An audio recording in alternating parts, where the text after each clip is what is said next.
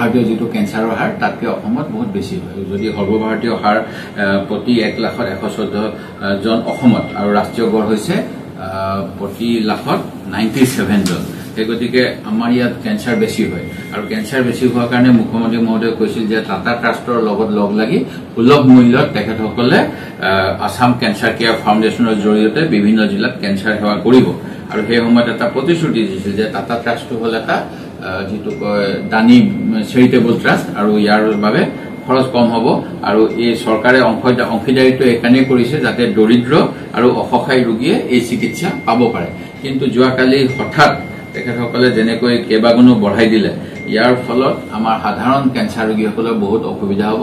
এখন 10,000 টকা এডভান্স দিবলৈ কৈছে আৰু আমাৰ ইয়াতে লেট ডিটেকশ্যন হয় আৰু যিবিলাক অটল অমৃত কিবা এখন কাৰ্ড আছে যে অটল অমৃত তাৰপিছত মুখ্যমন্ত্ৰী কিবা এটা কাৰ্ড PMJY এই গোটেইবিলাক থাকিলেও কামত নিদিয়ে। যদি এটা আপোনাৰ অসুখৰ কিবা ডায়েগনষ্টিক্স কৰিব লাগে এমাহ পিছত ডেট দি দিয়ে। এইবিলাক কৰাৰ ফলত ৰোগীৰ অৱস্থা তথৈবচ হৈ যায়। সেই গতিকে আমাৰ ইয়াত অন্য ৰাজ্যত থকা নিচিনা কেছলেছ স্কিম এটা কৰিব লাগে। এতিয়া কিবা এটা আৰোগ্য নিধি নে কিবা আছে অসম আৰোগ্য নিধি, তাত আপোনালোকে গৈ খবৰ ল'ব কিমান পাৰ্চেণ্টেজ মানুহে তেওঁলোকৰ ৰিইম্বাৰ্চমেণ্ট পায়। তেওঁলোকে বহুত ৰিইম্বাৰ্চমেণ্টো নাপায়। সেই গতিকে অসমত আজি মই আপোনালোকৰ মাধ্যমেৰে আহ্বান জনাইছো গোটেই বিষয়খিনি ৰিভিউ কৰক আৰু অসমৰ বিভিন্ন বেমাৰৰ সামগ্ৰীৰ পৰাই আৰোগ্য নিধিত বহুত পইচা জমা হৈ আছে আৰু সকলোখিনি আমাক পইচা হিচাপত নালাগে, ৰিইম্বাৰ্চমেণ্ট নালাগে, এখন কাৰ্ড দিয়াৰ ব্যৱস্থা কৰক যি কাৰ্ডৰ যোগেদি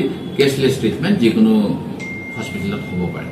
চাওক আমি জানো যে সৰ্বভাৰতীয় যিটো কেঞ্চাৰৰ হাৰ তাতকৈ অসমত বহুত বেছি হয়। যদি সৰ্বভাৰতীয় হাৰ প্ৰতি 1,01,14 জন অসমত আৰু ৰাষ্ট্ৰীয় গড় হৈছে প্ৰতি লাখত 97 জন।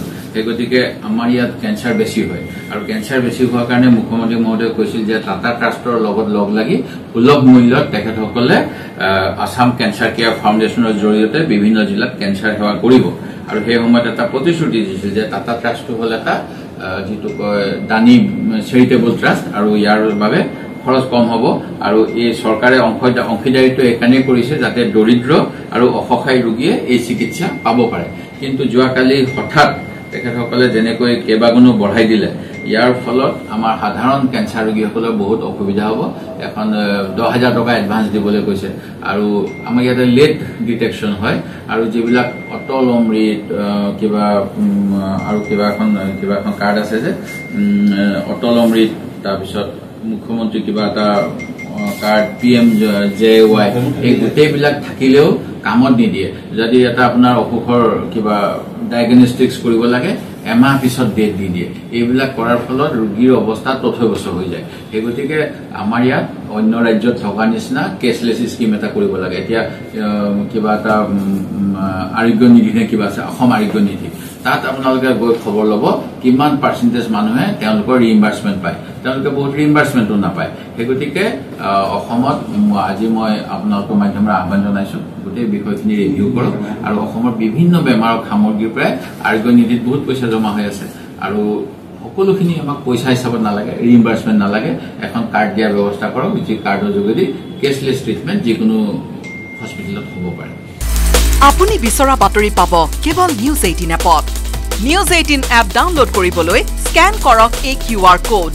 গুগল প্লে ষ্টৰতো পাব এই নিউজ 18 এপ।